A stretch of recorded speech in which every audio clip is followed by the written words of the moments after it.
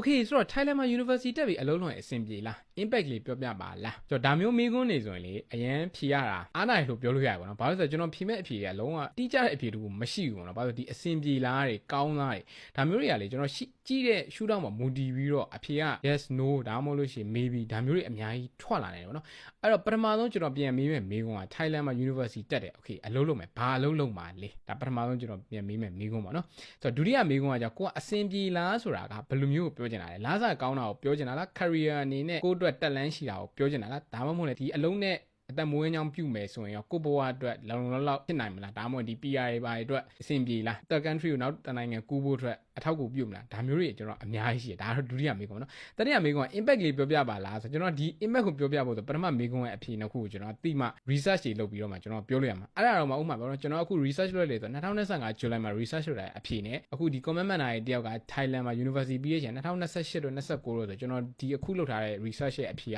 အဲ့နောက်နှစ်ကြာလို့ရှိရင်လည်းတိတ်ပြီးတော့ဆိုင်ခြင်းမှလည်းဆိုင်တော့မှာဘာလို့လဲဆိုတော့ကျွန်တော်ဒီ job markets တွေက supply and demand ရအမြင်နဲ့ပြောင်းလဲမှုတွေရှိနေပြီးတော့ AI integrated ပါလာတဲ့အတွက်ကြောင့်မလို့ကျွန်တော်လုံးမဲ့အလုပ်ပေါ်မှာမူတည်ပြီးတော့ဘာမှကိုတိတိကျကျပြောလို့မရဥပမာကျွန်တော်အခုဒီနေ့ပြောလိုက်တဲ့အဖြေကဒီနေ့အတွက် effect ဖြစ်ရင်ဒါမှန်တယ်ဒါပေမဲ့net ပြန်တော့မှကျွန်တော်မနေ့ကပြောလိုက်တဲ့အဖြေက effective ဖြစ်ချင်မှာဖြစ်တော့မှာအဲ့တော့ကိုကဒီနေရာမှာအလုံးလုံးအဆင်ပြေလားဆိုလုံးမဲ့အလုပ်ကဘာလဲအရင်ဆုံးဖြတ်ပါဘောနော်ပြီးလို့ရှိရင်အဆင်ပြေလားကိုယ့်ရဲ့အဆင်ပြေရဲ့တိုင်းတာမှုကိုယ့်ရဲ့ pay ရန်ဘယ်လိုမျိုးလဲဘယ်လိုမျိုးဆိုကွာအဆင်ပြေရခေါ်ရတယ်ဘာလို့တနေ့တည်းကဒါအဆင်ပြေရဆိုတာမတူဘူးပေါ့နော်တချို့ကျတော့ဒီလာစာကောင်းရင်ပြီးတော့ကျွန်တော်ဘာမှကြည့်မစဲတချို့ကျလည်းလာစာကိစ္စမရှိဘူးအိမ်ကလည်းပတ်စံရှိအဓိကကိုယ့်ရဲ့ career အတွက်တက်လန်းရှိလားပဲတော်ဟိုကြည့်ရလူလည်းရှိတယ်ဒါမှမဟုတ်လို့ရှိရင်လည်းနောက်နိုင်ငံကူးဖို့တဲ့နောက် company တွေကူးဖို့တဲ့ဒီ company ကအလုပ်ကိုခိုင်းခိုင်းတာလားတင်ပေးတာတွေရောပါလာဒါမျိုးတွေရှိတယ် impact ဆိုတာလေဒီနေရာမှာဟိုအတိတ်ပဲမျိုးဖွဲ့လို့ရပါတော့။ဒီလုံးနဲ့လုံးလို့ရှိရင်တက်လန်းနေရှိမလားပြန်ကျသွားမလားဒါမှမဟုတ် Thailand ဘယ်လိုမျိုးတွေဟို job market ဘယ်လိုမျိုးတွေဖြစ်နိုင်လဲဒါကြောင့်ကျွန်တော်အလုပ်ပေါ်မှာမူတည်အလုပ်ကအများကြီးရှိတဲ့အတွက်ကြောင့်မလို့ research တွေကတော့အများကြီးလုပ်ရလိမ့်မယ်။အဲ့တော့ကျွန်တော်ဒီနေရာမှာအကြံပေးချင်တာတကယ်လို့ nearest date မှာ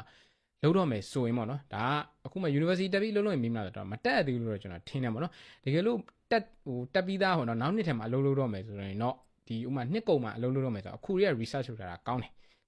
ကိုလုံးမဲ့ job market ကိုကောင်းကောင်းကြီးနားလည်ထားဖို့လိုတယ်အဲ့လာမှာ supply and demand တည်ထားမှာသူတို့ဘက်တောင်းတာတွေကဘာလဲဘာလို့လဲဆိုတော့ကျွန်တော်ကအလုပ်လျှောက်လို့ရှိရင်ဥမာထားပါကိုကအလုပ်လုပ်တဲ့အချိန်မှာ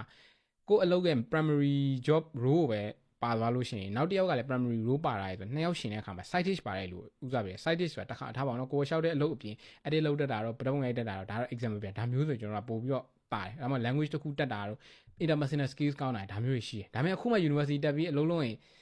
စင်ပြေလားဆိုတော့အဲ့လာတော့စုံစမ်းမှုတော့ခက်တယ် university တက်၄နှစ်ကြာမယ်ဘွဲရနဲ့၄နှစ်ခွဲလောက်သွားမယ်နောက်၄နှစ်ခွဲ future ကိုခံမှန်းဖို့ဆိုတာတော့နည်းနည်းလေးတော့ခက်နိုင်တယ်ဒါပေမဲ့ကိုက anxious ဖြစ်နေလို့ research လုပ်မယ်ဆိုတော့ねလှုပ်ထားဖို့တော့ကောင်းတယ်ပေါ့နော်